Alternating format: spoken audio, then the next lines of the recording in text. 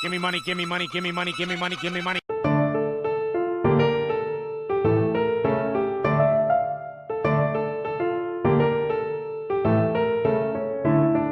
Hey, it's another double feature.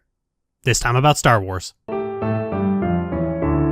Hey, you saw the title, you know what we're doing, no sense mincing words, and let's just jump right into it. I need to establish something before we do, though. Grey Jedi, in a literal sense, do not exist and cannot exist in Star Wars, because if you shun the light side of the Force or embrace the dark side, the Jedi kick you out. The Jedi are an organization with a set of beliefs and values, and if you shun the values of the current Jedi Order, you can't call yourself a Jedi anymore, therefore Grey Jedi cannot exist. And if you rebuild the Jedi Order under the values of a Grey Jedi, they just become Jedi. However, in Star Wars discourse, Jedi is a general catch-all term for Force users, in the same way that people use the phrase Dark Jedi to refer to a dark side Force user that isn't a Sith or a Night Sister. People use Grey Jedi to refer to a Grey Force user. So the previous notion that they cannot feasibly exist, while worth pointing out so people don't spam it in the comment section, is itself an act of willful ignorance, because I'm not stupid and I know what people mean when they say Grey Jedi. Okay? Good, okay. Among Star Wars discourse has always been the attractive notion of the Grey Jedi, a middle ground neutral Force user who either uses the light side and dark side of the Force or some sort of middle ground hybrid. Grey Jedi as a concept had always flittered around occasionally, but especially with the new Jedi Order being a lot more flexible about the Jedi Code. But the idea really took off when the Star Wars RPGs became popular. The Knights of the Old Republic games let you build your character from scratch with the classes being a complement to your build rather than a strict gameplay guide. So the idea of being neutral in the Force was a pretty novel idea, helped by the fact that one Force-using companion in each game was aligned in such a way and had unique and interesting things to say about not just the Jedi, but the Force itself. These two characters are quite popular and really made being neutral a tantalizing prospect, even in spite of the fact that neither of them were truly neutral. Jolee Bindo was a hermit doing nothing and hiding in the Forest because he got angry with the Jedi Order, basically doing what Luke was doing post-Disney, and Kreia wanted to kill the Force itself. They weren't truly neutral, but they offered something that Star Wars had never given people before, a scathing critique of the Jedi. And this was in 2005, before people finally wised up and realized that the prequels are doing the exact same thing. And even then, it wouldn't be until KOTOR 2 had all its missing content patched in that people got to truly absorb it. The idea of the light side not being necessarily good and the Jedi being flawed was a very popular idea, but I wouldn't say the Grey Jedi were a novel idea to come from that. The problem that came from this framework was that people were willing to accept that the Jedi Code was flawed and that the Jedi were not the pinnacle of goodness that people assumed them to be and that they were a complicated order, but they weren't willing to do the same with the Sith. In the pre-Disney canon, the Sith are extremely complex. They've gone through so many shakeups and evolutions, and none of them are truly the same. Bane's Order of the Sith Lords are not the same as the Brotherhood of Darkness. They're not the same as the Sith Empire before them. In pre-Disney canon, the Jedi and Sith actively worked together many times to defeat a common enemy. At one point, that common enemy was a group of Grey Jedi. The Sith have just as much room for nuance as the Jedi do. In fact, anybody who knows what chaotic good means already knows how to do that. But that's a lot of very complex and interesting things to consider. It creates a world where everything is just a little bit gray and you might end up having to make a complicated decision. And, well, people don't like that. There are a lot of people who, when presented with a choice between two things, will try desperately to not have to make a choice. Whether it's an important choice or a trivial one, having to make a choice is terrifying for them. They want to have it both ways, if only because having to accept the consequences of making a choice are too overwhelming. And you can find this behavior anywhere, even something as binary as light side and dark side. Even in post-Disney material, where all the nuance is stripped away and the dark side is represented by a tiki torch Nazi, there are a lot of people who simply don't want to have to make that choice. Everything I described above is some genuinely morally gray stuff. The stuff that goes on between the Jedi, the Republic, the Sith, the Empire, and SWTOR is extremely gray. The most recent expansion has a war going between the two factions, but you don't even know who started it, just that they're at war again. You pick your side and you carry on. The Empire kills a lot of people, and the Republic also kills a lot of people. There are no good guys and there are no bad guys here, because it's just a pissing contest. It's what Battle for Azeroth should have been. People say they want things to be morally gray, but this stuff is all morally gray and complicated and challenges your perceptions about how Star Wars works, and people don't like it. When people say they want morally gray characters, what they mean is that they want a good guy who kills the bad guys and uses the bad guy powers to do it, which, for the record, is not morally gray, it's morally fine. And the simple fact of the people who want the Grey Jedi is that they didn't want to talk about all this other stuff. They didn't want to have to really think about the Jedi or the Sith as organizations and think about the Force and potentially disagree with George Lucas himself because other writers had better ideas that were just more interesting. They just wanted to be in the middle and act like they were smart for doing so. I am the Bendu, the one in the middle, so you keep saying. Look, I tried to live that way once, told myself the galaxy would go on with or without me. But when I saw innocents harmed and knew I had the power to do something about it, I couldn't just watch it all burn down around me. People do this shit in real life, you know? You ever heard somebody say, both political parties are the same? They haven't thought about it in any meaningful capacity and are in fact parroting that phrase because they don't want to think about it. Because having to make a decision and live with the consequences of that decision is too much for them to handle. The Grey Jedi as a fanon concept drips with smug fence-sitter garbage. The Grey Jedi Code as presented by many people often sneers at both the Sith and Jedi Code, but has nothing of its own in it other than, what if light but also dark? The Jedi Code has a very distinct through line as centering oneself and finding true harmony by casting aside all your biases and living without base passions. And the Sith Code has a mantra about how those passions are what make life worth living, and how living is the very nature of the Force. The Sith Code actively rejects the Jedi Code on the basis that it's asking you to become an empty husk of a person. For what exactly? The Grey Jedi Code, and every permutation that somebody writes it, has nothing in between the lines other than, what if A, but also B?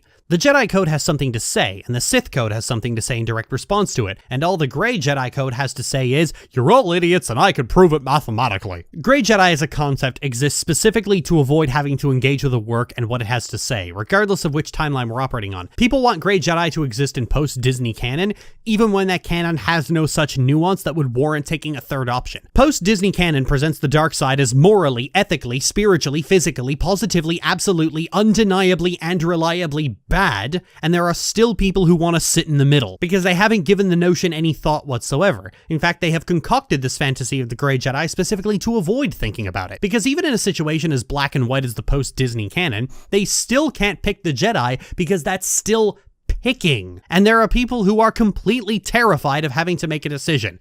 God, I'm repeating myself an awful lot today, aren't I? But the people who want the Grey Jedi to exist are right to want a different position between pure and noble good girl and literally fucking Satan. They just interpret that position as not having a position. I keep coming back to SWTOR when I think about this, because the many different class stories combined with the presence of the dual faction system and the morality system means that every character has a very distinct and different personality. The four Force-using classes all have different representations of what light side and dark side means for them. The light side Jedi Knight is about as quintessential of a good girl as you can possibly get, a wide-eyed idealist who is practically naive about the Republic, especially considering her story involves cleaning up the Republic's planet-killing superweapons and then going on a quest to redeem the Emperor that completely and utterly fails. My friends and I wish to speak with you.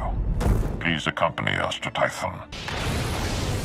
And the dark side Jedi Knight can come across as either a religious zealot or a burned and jaded victim of the Jedi's own hubris, depending on where you start choosing dark side options. The consular is much the same, but without the Knight's trauma conga line, so a light-sided consular can come off as sheltered, self-righteous, and outright detached from reality, preaching platitudes of peace and politeness to the poor and put upon peasants of the Republic, while a dark-sided consular comes off more like the Order's version of the CIA, or even making the galactic situation worse in order to make them dependent on her, allowing her to influence the situation as she sees fit. Because of their disparate backgrounds, with the warrior being a position of privilege and the Inquisitor being a slave, their positions in the Empire differ wildly. You always get the idea that the Inquisitor just doesn't care about the Empire at all, which makes sense because she was a slave uplifted by random chance and is making the most of it. Even better, a dark side Inquisitor comes to speak more like a sincerely insane person as opposed to the gleeful fascist a dark-sided warrior becomes. I mean, it should work, but it was designed for colicoids. How do you know I'm not a colicoid? You aren't just picking a class and story, these are very distinct people with their own personalities. I think the Jedi Knight story all the way through Onslaught is the best example of this because you can choose to use the morality system to reflect all the horrible traumatic events this character has gone through, going from the Jedi's golden child to a bitter and hurt victim actively sabotaging them from the inside. This is some of the best character work Star Wars has ever seen, and it does so by shirking tradition. Sith characters turn to the light all the time, but it usually means becoming a Jedi in turn. Here, they simply don't become Jedi because Lord Wrath doesn't believe in the Republic or the Jedi, and Darth Imperius didn't free herself from one set of shackles only to willingly put on another. It's a lot of fun things that you can think about without having to get some vague middle ground involved. I think Star Wars could do a lot of interesting things that they were willing to let just a little bit of nuance into not just the dark side, but the light side as well. Sure, you'll never stop people from demanding Grey Jedi because more choices, both in terms of character and philosophy, is the opposite of what they actually wanted, but it'd still be fun.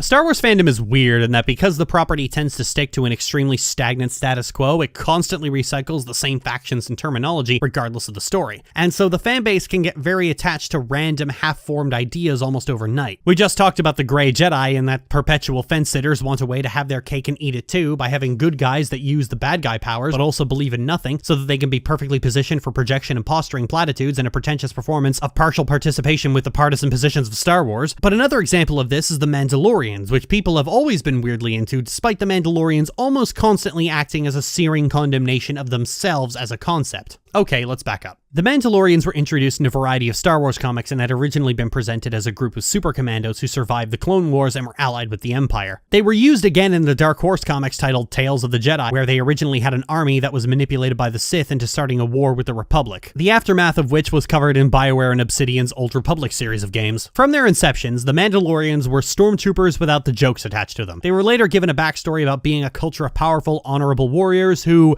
simultaneously kept getting manipulated by the bad guys into starting wars they couldn't fight. Oops. This isn't surprising because the Mandalorians are yet another science fiction race that is basically just a fantasy race with spaceships painted over it. Science fiction that involves aliens always seems to manage to find some way to fit orcs and elves into their story somewhere. For elves, we've got the Vulcans, the Romulans, the Zelayans, the Twi'leks, the Asari, and the Turians. And for orcs, we've got the Klingons, the Krogan, the Moclans, and of course the Mandalorians. Keeping in tradition, the Mandalorian culture of honor and glory through battle is a narcissistic lie, because for all their supposed honor, they keep getting roped into joining space fascists. Much like Mass Effect's Krogans, Mandalorian culture is self-destructive and suicidal. And by the time of Knights of the Old Republic 2, the Mandalorians are hanging on by a thread. Unlike the Krogan, the Mandalorians never really learn or grow. They remain extremely static from this point onward. Now, there's a lot of interesting things to say about this particular sci-fi fantasy trope, and that a culture of warriors is one that is doomed to destroy itself, because there are only so many enemies to fight until you either die or run out and start fighting each other. This was always the tragedy of the orcs in Warcraft. They conquered everything on Draenor, and then when they ran out of things to conquer and enemies to slaughter, they moved on to Azeroth and continued. And even with the rebuilding of the Horde, they still never learned this lesson until their war chief went off the deep end and they realized they had to change. And then they had to learn it again because Metzen left a woman in charge of the Horde when he left Blizzard, and Steve Denuser thought that was profane. The Mandalorians in KOTOR managed to deliberately explore something that Warcraft had stumbled into completely by accident. After the Mandalorian Wars, the Mandalorians were effectively eradicated as a species, scattered throughout the world, taking up jobs as bounty hunters and mercs.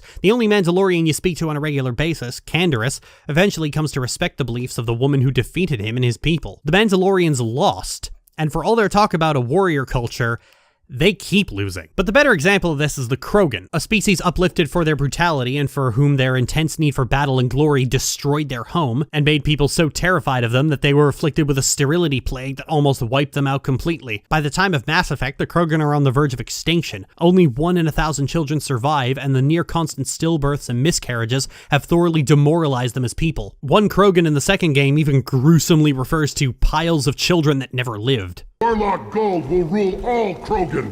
The Krogan rebellions will become... You talk too much. See? The human cannot hit a simple target.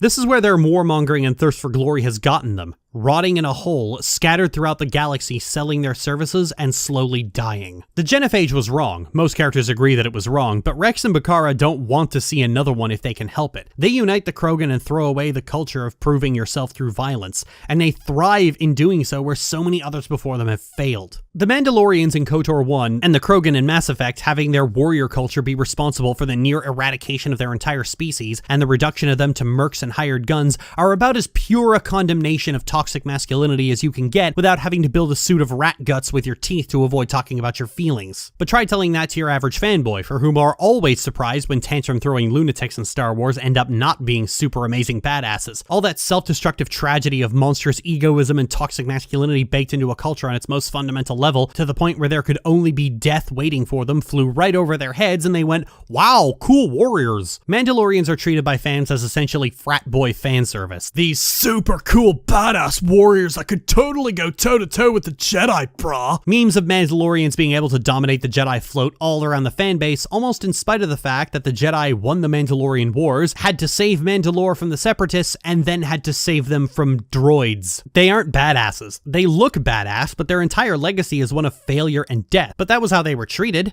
Memes of bounty hunters being the most totally badass and unkillable characters in Star Wars persisted for so long that the Mandalorians themselves were treated like these frightening figures. This fan perception resulted in the bounty hunter not only being an extremely ill-fitting class in the Old Republic, but for whom their class story amounted to one-shotting big targets and cracking really bad one-liners. You will drop your weapons and surrender to me. You will realize what a complete idiot you are. It's actually the weakest story of the 8 for anyone who doesn't like one-dimensional macho posturing. The 4 Force-using classes have a much greater presence in the story, and the Sith Inquisitor is the single funniest goddamn character in the entire game. Peace is a lie. There is only passion. Just open, damn it! I am a master of Sith philosophy. And starting from Onslaught, the Mandalorians serve as the biggest and most annoying roadblock in the entire game, constantly taking the Outlanders' time away from sabotaging the Republic in order to help Shae Vizsla clean up her own messes, because this is all the Mandalorians have ever amounted to, a legacy of complete, sad, and total failure. And the only character among the Mandalorians to break away from this complete and utter legacy of failure was ultimately fridged for a man's character development. The sad thing is, you'll never get through to people in this regard. People glom onto these sci-fi warrior culture characters because they often believe the hype, and the tragedy at play with all of them doesn't so much fly over their head as it does get ignored. People will continue to say that the Mandalorians are super amazing Jedi killers no matter how many times they lose to or get saved by the Jedi, or get turned into a submissive slave army by the Jedi. But an additional problem with that is that Star Wars continues to drag out the Mandalorians again and again and again to keep going through the same lesson, and it's about time that they either just learn the lesson without being fridged, or just go extinct already.